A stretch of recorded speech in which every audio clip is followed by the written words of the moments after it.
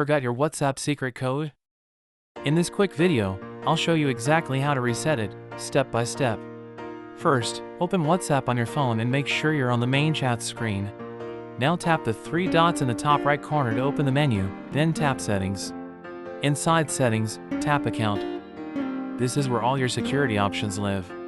Next, tap Privacy to access your privacy and lock options. On this screen, you'll see options like Last Seen, Profile Photo, and more.